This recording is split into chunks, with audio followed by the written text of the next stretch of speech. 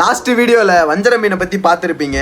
Of course இந்த வீடியோல நம்ம பார்க்க போறது பேட்மேன், சாரி பேட் மீன். நீங்கள் பார்த்து கொண்டிருப்பது பல பேரோட ஃபேவரட்டான வவ்வா மீன். அதான்ப்பா இங்கிலீஷ்ல சில்வர் இல்லனா ஒயிட் பாம்ஃப்ரெட்னு சொல்லுவாங்க. இவனோட சயின்டிபிக் நேம் என்னன்னா பாம்பர்ஸ் அர்ஜென்டஸ்.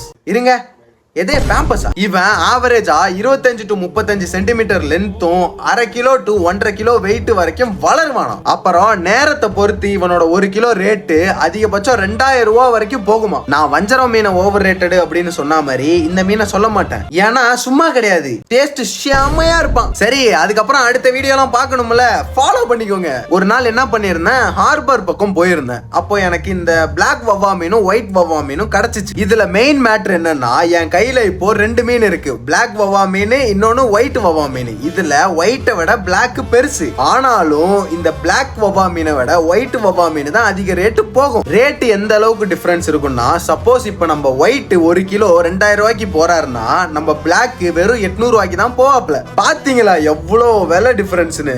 ஆனால் நான் ஒன்றை மட்டும் சொல்ல விரும்புகிறேன், உரக்க கூறுகிறேன்.